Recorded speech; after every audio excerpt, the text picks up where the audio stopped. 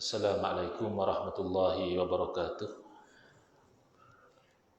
Bismillahirrahmanirrahim.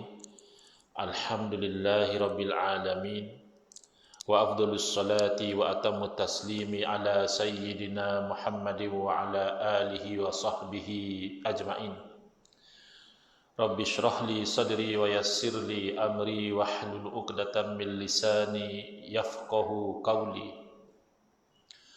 Subhanaka la ilma lana illa ma 'allamtana innaka antal alimul hakim.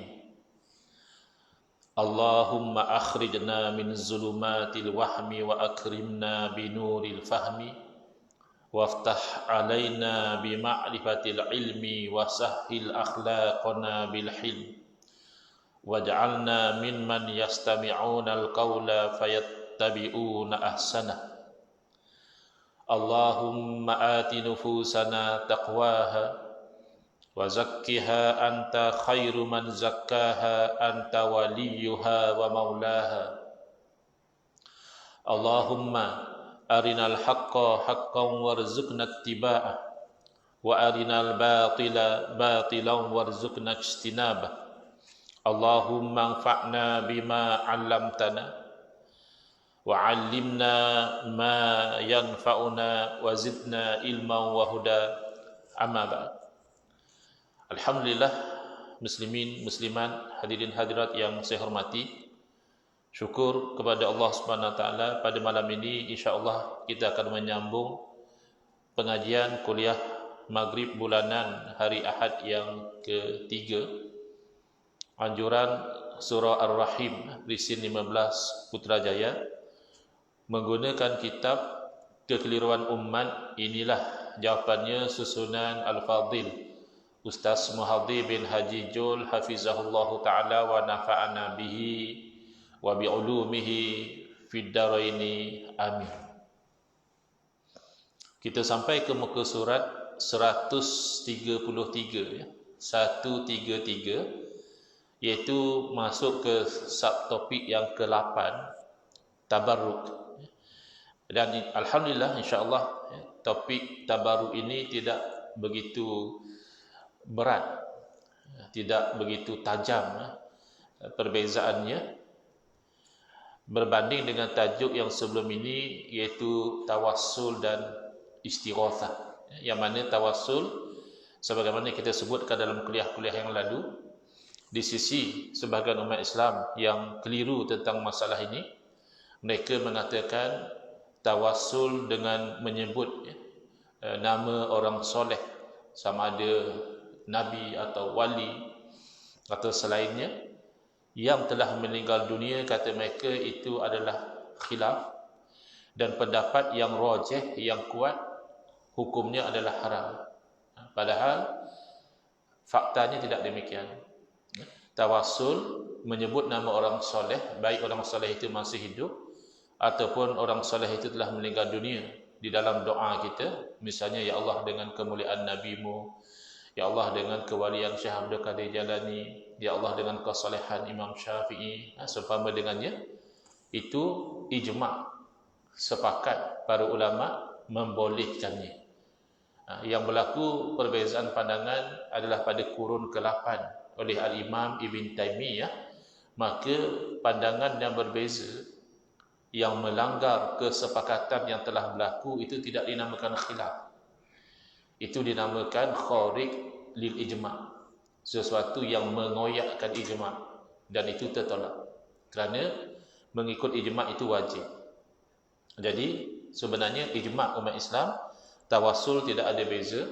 Sebut nama orang soleh yang masih hidup, sebut nama orang soleh yang telah meninggal dunia, yang penting soleh, ya, itu adalah masyru', sesuatu yang dibenarkan oleh syarak. Lebih serius adalah berkaitan dengan istighatsah, iaitu meminta tolong.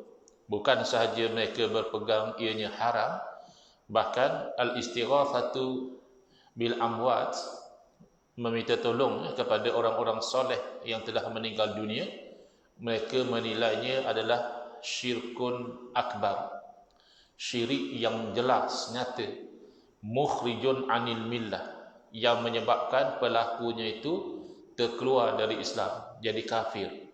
Sedangkan di sisi ahli sunnati wal jamaah, kekufuran itu bukan datang daripada sama ada orang itu mati atau hidup, tetapi akan datang daripada iktikad bahawa makhluklah yang memberi pertolongan, bukan Allah. Kalau begitu iktikad dia, minta tolong dengan orang hidup pun syirik, minta tolong dengan orang mati juga syirik. Tapi selagi mana iktikad dia makhluk sebenarnya tidak boleh buat apa-apa, minta tolong dengan makhluk hanya asbab sahaja, sebab musabab, maka itu dibenarkan. Maka kalau timbul pertanyaan, orang mati nak tolong macam mana? Sabit dalam hadis yang pelbagai bahawa orang yang telah meninggal dunia, di alam ruh mereka boleh mendoakan kebaikan buat orang yang masih hidup. Kerana di sisi kita umat Islam, kematian is not the end of everything. Bukan mati maknanya habis cerita. Itu kefahaman orang kafir. Bagi dia hidup hanya dunia, mati tutup buku. Kita orang Islam, hidup adalah satu fasa daripada perjalanan seseorang, mati adalah fasa yang seterusnya, ya, berpindah ke alam barzakh sebelum pergi ke alam akhirat. Jadi beza. Tapi tabaruk ni insya-Allah perbezaan itu agak ringan, ya. Lebih banyak kesepakatan dalam masalah tabaruk. Muka surat 133, makna tabaruk. Apakah makna tabaruk, ya? Tabaruk itu perkataan bahasa Arab, tabarraka yatabarraku tabarrukan, berarti mengambil barakah. Sedangkan barakah itu adalah ziyadatul khair, bertambahnya kebaikan. Sebab itu orang kata berkat rezeki dia, walaupun gaji tak tinggi, berkat, kerana bertambah kebaikan dia, ya. Anak makin pandai belajar, makin elok akhlaknya, ya, kesihatan makin bertambah. Tapi kalau tak berkat, walaupun gaji tinggi, mungkin selalu dihinggapi penyakit, rumah tangga tak bahagia, ya, anak derhaka misalnya, ya, dan sebagainya. Jadi tabarruk berarti kita itu mengambil kebaikan yang lebih daripada sesuatu. Makna tabarruk ialah mengharapkan keberkatan daripada Allah Subhanahu wa taala dengan sesuatu yang mulia di sisi Allah, ya. Jadi tabarruk daripada satu sudut mempunyai pengertian yang sama dengan tawassul, isti'anah meminta tolong, istighosah juga meminta tolong. Sama daripada sudut yang mana? Sama daripada sudut kesemuanya itu adalah al-mu'amalatu bil asbab, berinteraksi dengan causes, ya. Kalau hakikat semuanya daripada Allah, tidak bergerak satu debu pun melainkan itu dengan kudrah iradah Allah. Jangan kata berlaku gempa bumi, berlaku tsunami, berlaku letusan gunung berapi, ya, benda-benda yang besar seperti itu. Bahkan gugurnya sehelai daun itu juga adalah perbuatan Allah Subhanahu Wa Taala. Melompatnya satu orang, berlarinya satu orang, baringnya satu orang, berdirinya satu orang, itu tak lari daripada takdir Allah. Itu hakikat. Tapi kalau kita bercakap tentang asbab, maka kita nisbahkan orang itu yang berlari, orang itu yang melompat, orang itu yang berbaring, orang itu yang buat baik, orang ini yang buat jahat, dan seterusnya. Jadi tabaruk termasuk berinteraksi dengan asbab, ya, sebab dan musabab. Sebagaimana tawassul juga sama, istighosah juga sama. Kalau dipandang pada asbab, dia boleh. Kalau disuluh dengan hakikat, semuanya Allah Subhanahu Wa Taala. Baik. Soalan. Apakah dalil yang membolehkan tabaruk daripada Al-Quran dan hadis? Antaranya ada ayat suci Al-Quran, iaitu dalam surah Yusuf, ayat 93. Ini adalah Al-Quran merakamkan kata-kata Nabi Yusuf alaihissalam kepada saudara-saudaranya, idhabu biqamisi hadha, pergilah kamu bawa, ya, qamis saya ini, pakaian saya ini, fa'alquhu ala wajhi abi, lalu usapkanlah ke wajah, ya, ke muka bapaku, ya'ti basira, nescaya nanti akan pulih penglihatan dia. Ini kisah yang masyhur. Nabi Yaqub alaihissalam diuji dengan masalah mata. Hakikat apa? Kalau kita suluh dengan hakikat, dalam Quran juga sebut wa idza maridtu fahuwa yashfin. Dan apabila aku sakit. Tadi saya baru balik dari Masjid Seri Sendayan Negeri Sembilan. Ada program forum Ahli Sunnah wal Jamaah, ada 4 pembentang, Kiai Nur Hidayat dari Indonesia, Ustaz Iqbal Zin dari Malaysia, Dr. Aiman Al-Aqiti dari Malaysia, dan Dr. Yusri Mazlan juga dari Malaysia. Jadi apabila Dr. Yusri membentangkan tentang masalah takdir, kerana ada orang yang mengaku Asy'ariyah akidahnya, tapi membawa fahaman yang tidak patuh Asy'ariyah, yang bercanggah dengan pegangan Asy'ariyah. Sebaliknya itu adalah pegangan Mu'tazilah, yang mana dia mengatakan bahawa Allah Ta'ala boleh melakukan kezaliman. Di sisi kita Ahli Sunnah wal Jamaah, zalim itu mustahil, aklan wa syar'an. Dari segi akal mustahil, dari segi syarak juga mustahil. Dalam Quran sebut wa ma rabbuka bizzallami lil 'abid. Tidaklah Tuhan kamu itu melakukan kezaliman kepada hamba. Jadi syarak menafikan, akal juga tak menerima, kerana zalim ini satu kekurangan.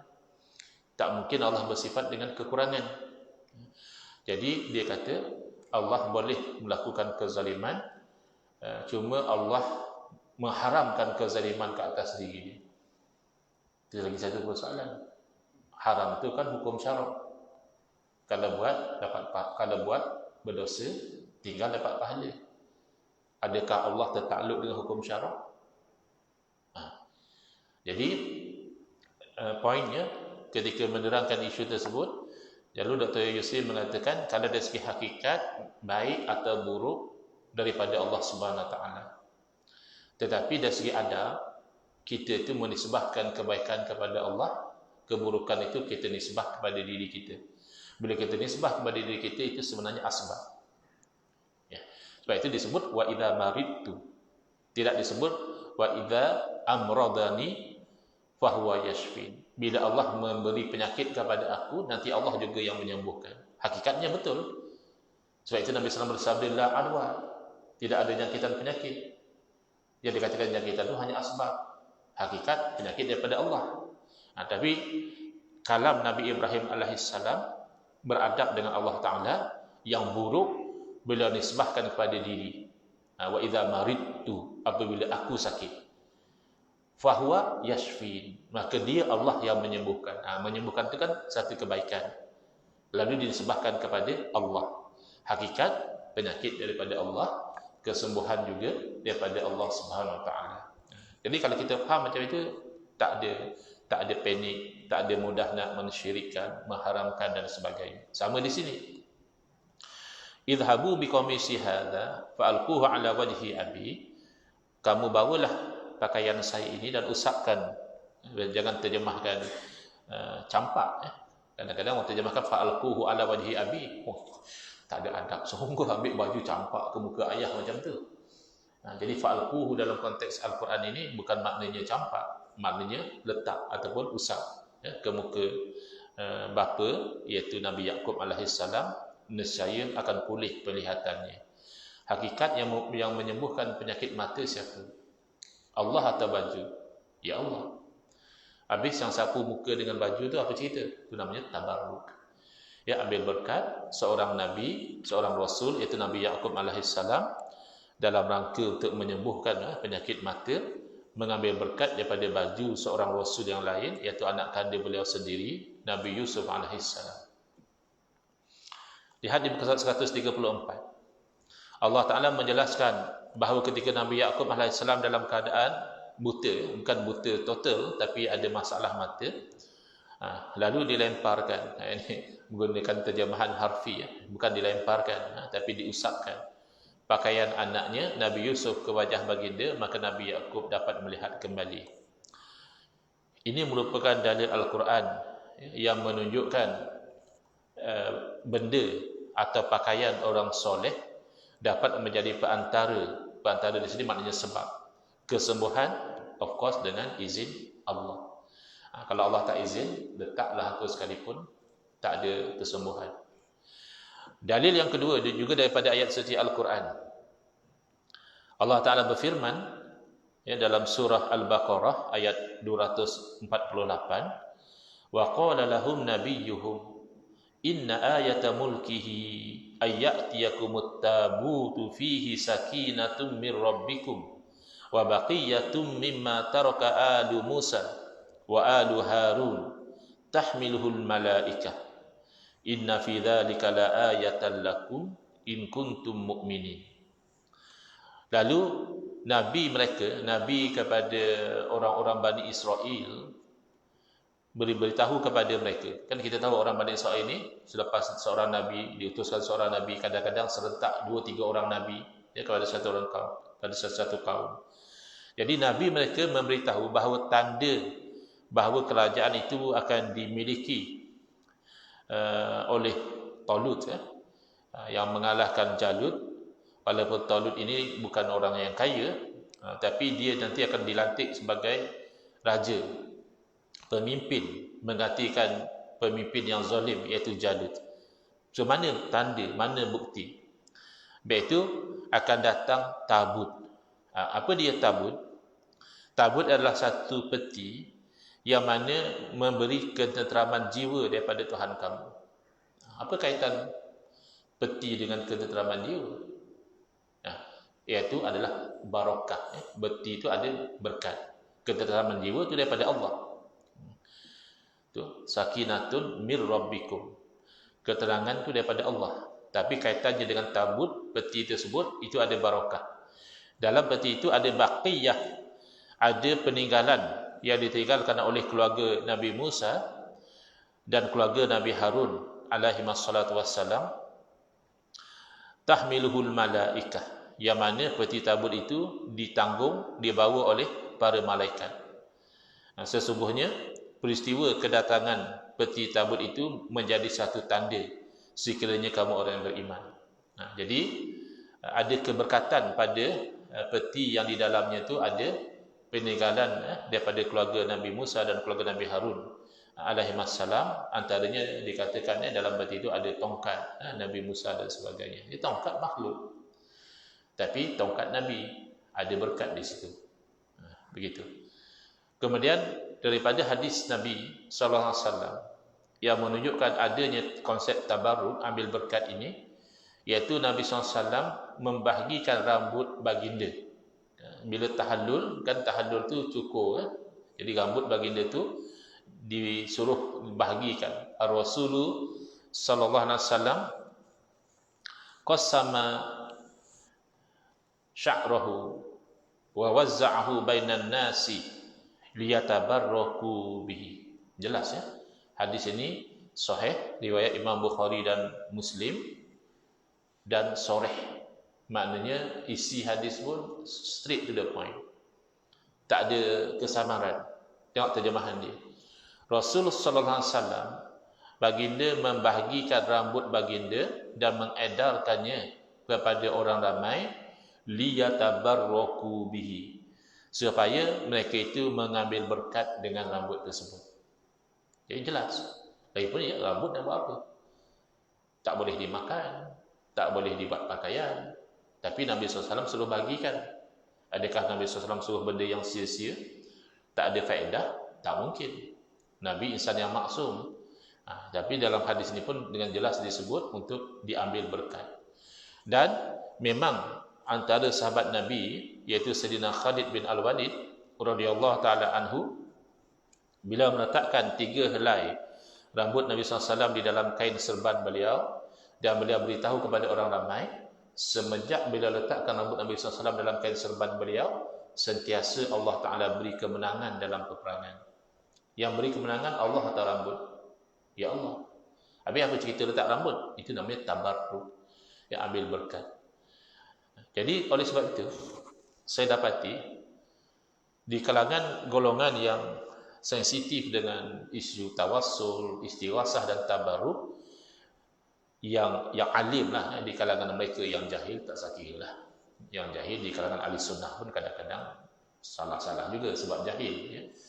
Tapi yang alim di kalangan mereka, mereka menerima tabarruk dengan asar Nabi sallallahu alaihi wasallam. Mereka tak tolak, mereka terima. Boleh ambil berkat dengan rambut Nabi, boleh ambil berkat dengan pakaian Nabi, mereka terima. Cuma beza mereka dengan kita melihat itu sebagai asas. Sebagaimana Imam Nawawi rahimahullah taala bila meriwayatkan hadis yang mana sahabat rendam baju Nabi SAW dalam air, dan air rendaman itu digunakan untuk mengobati orang sakit. Jadi kata Imam Nawawi, ini menjadi dalil bahawa boleh ambil berkat dengan kesan orang soleh. Mana bukan Nabi SAW saja, ya, orang yang soleh juga boleh kita ambil berkat daripada baju dia dan sebagainya. Sebab itulah berlaku perbezaan. Bila ada beberapa orang anak muda naik ke Gunung Jerai dan mereka rakamkan aktiviti mereka di Gunung Jerai, antara aktiviti yang mereka lakukan sebelum mereka naik untuk ziarah makam orang soleh di atas Gunung Jerai itu, mereka mandi di sebuah perigi. Katanya nama perigi itu perigi Tok Syekh, kerana ada satu orang ulama yang soleh yang menggali perigi tersebut. Lalu jadi kecoh. Sampai saya sendiri pun masa itu diinterview oleh TV Al-Hijrah tentang isu tu. Dia kata itu amalan-amalan khurafat. Macam mana komen Ustaz? Kalau khurafat, yang khurafat tak boleh. Jadi apa khurafatnya dengan mandi di perigi tersebut? Pertama, mandi itu hukumnya harus, boleh berubahlah. Ada kalanya mandi wajib, ada kalanya mandi sunat. Jadi kalau mandi sekadar nak membersihkan badan supaya masa pergi ziarah kubur tu nanti kan nak baca doa, nak baca Al-Quran, badan tu bersih, ya elok. Tak ada masalah. Yang kedua, kalau mandi itu dengan pengetahuan bahawa biasanya air gunung ni dia lebih bersih dan menyegarkan, ya, berbanding dengan air pipe yang ada klorin dan sebagainya, pun tak ada masalah. Benda harus boleh pilih, nak mandi air pipe boleh, nak mandi air perigi juga boleh. Tapi yang mereka sensitif adalah kerana ada seolah-olah macam satu kebaikan, kerana ini perigi digali oleh orang soleh, jadi mereka menolak. Itu sudah khurafat kata dia. Tidak, di sini ada sunnah jamaah tabaruk dengan athar solihin, mengambil kebaikan daripada kesan orang-orang soleh. Contohnya orang soleh yang gali perigi itu, maka kita ambil kebaikan daripada airnya, itu dibenarkan. Bahkan dalam hadis Nabi SAW juga mengambil air daripada tempat wuduk orang-orang Islam, kerana kata Nabi SAW itu mengambil berkat daripada kesan tangan orang-orang mukmin. Nabi SAW sendiri ambil berkat daripada kesan tangan orang mukmin, bukan kata ulama atau orang alim atau orang soleh, orang mukmin biasa. Nabi SAW lihat ada kebaikan. Nabi SAW memuliakan orang mukmin. Bahkan Nabi SAW mengatakan, demi Allah, jiwa seorang mukmin lebih mulia daripada Kaabah. Kan kita muliakan Kaabah, kita tawaf di Kaabah, kita sembahyang menghadap ke Kaabah, kita kalau boleh dapat pegang Kaabah, berdoa di Multazam, dekatkan pipi dan dada kita di situ.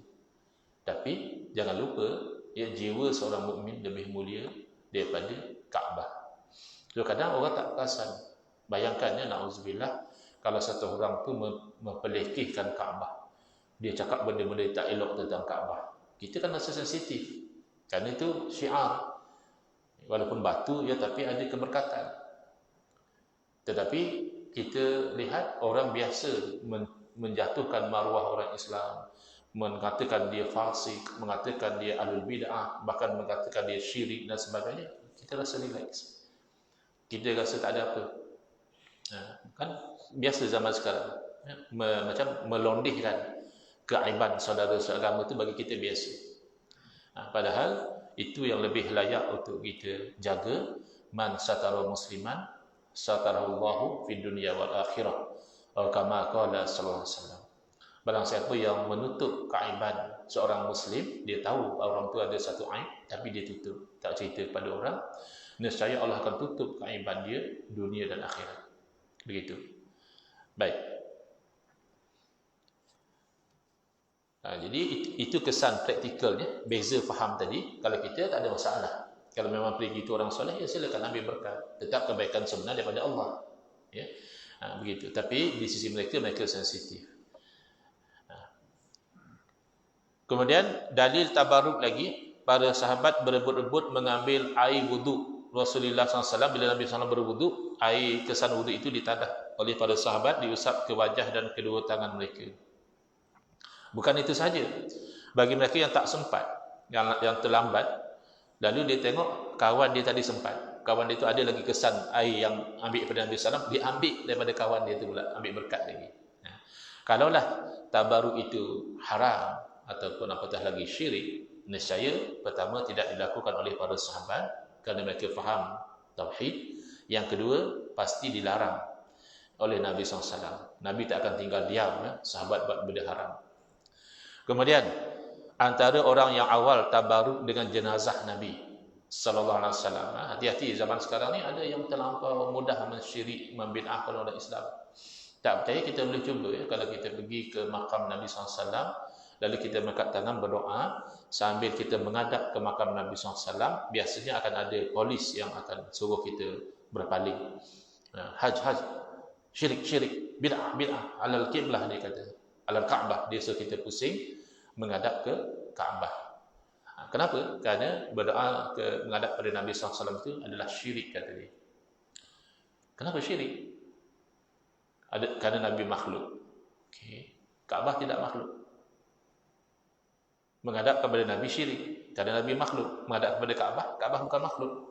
Kan makhluk juga.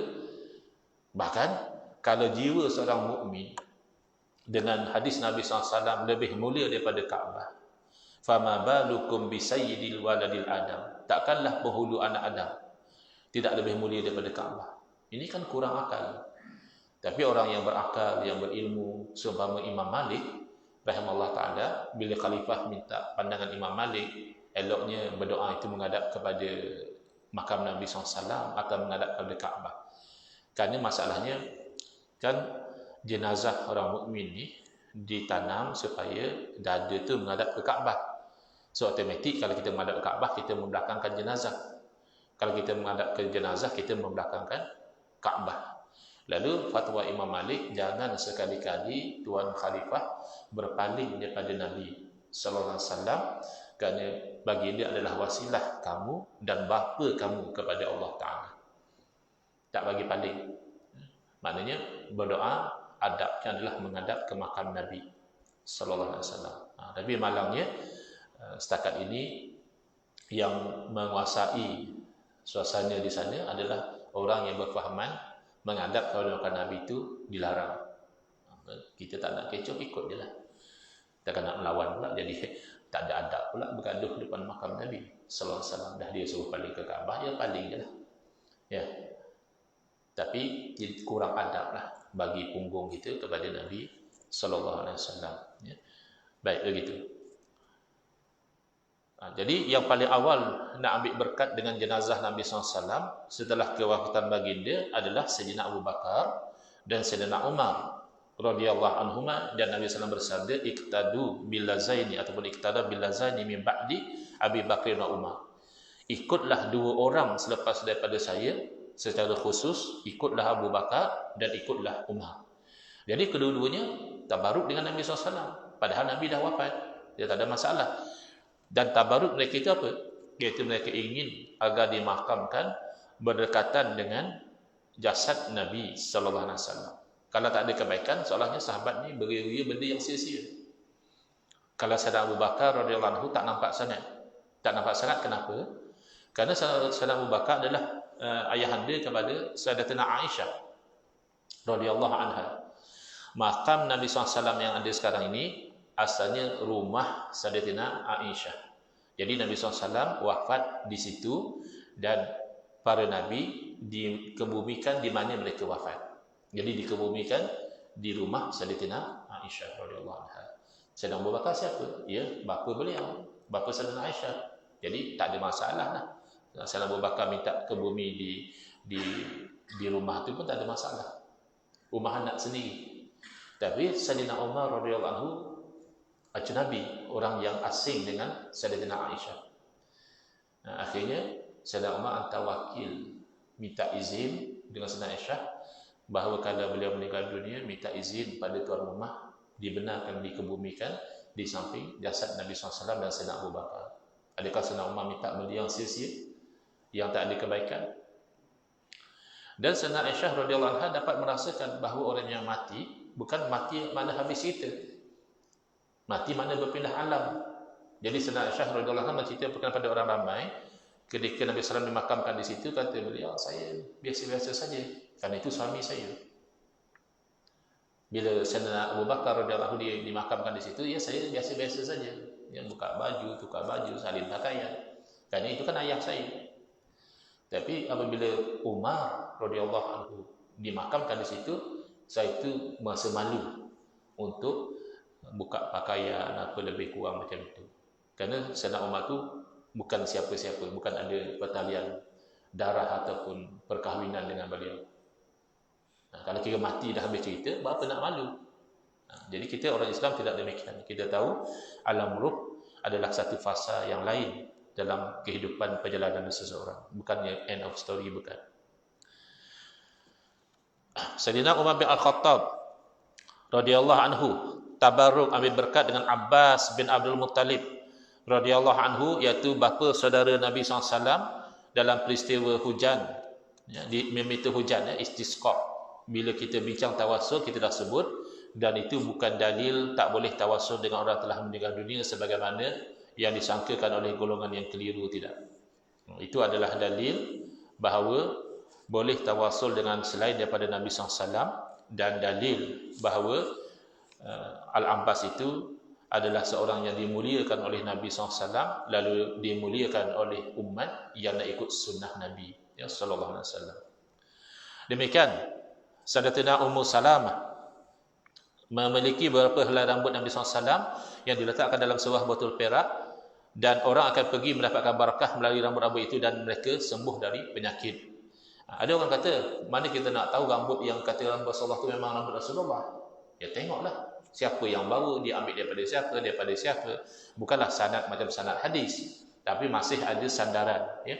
Dia simpan, ambil daripada atuknya ambil daripada siapa. Kalau sekadar orang mendakwa saja, kita pun tak mau percaya, nanti kena tipu. Tapi katalah orang itu tersilap, jadi dah cek disangka dia memang itu rambut Nabi SAW, lalu dia ambil berkat. Tidaklah sampai jadi satu dosa kesalahan, kerana dia salah sangka itu rambut Nabi tapi bukan. Tapi hukum ambil berkat dengan rambut Nabi itu sepakat, ya, dibolehkan. Setelah Rasulullah SAW wafat, Asma binti Abu Bakar radhiyallahu anha menjadikan baju baginda sebagai ubat. Ini kita kata tadi, ya, Imam Nawawi kata ini sebagai dalil boleh ambil berkat dengan peninggalan orang soleh. Sayyidina Allah bin Umar radhiyallahu anhuma sentiasa memegang tempat duduk Nabi SAW dan mendekatkan wajahnya ke tempat itu, di mimbar Nabi, untuk mengambil barakah. Baik, kita dah masuk isyak, ya. Betul, ya? Jadi saya berhenti setakat itu. InsyaAllah kita sambung dalam kuliah akan datang. Bismillahirrahmanirrahim. Alhamdulillahirabbil alamin. Wassalatu wassalamu ala asyrafil anbiya'i wal mursalin wa ala alihi wa sahbihi ajma'in. Allahumma syrah sudurana wa ahsin akhlaqana wa azim ujurana wa nawwir qulubana bi nuri hidayatika kama nataradu bi nuri syamsika abadan abada bi rahmatika ya arhamar rahimin. Walhamdulillahirabbil alamin. Amin ya rabbal alamin wal aqwa minkum.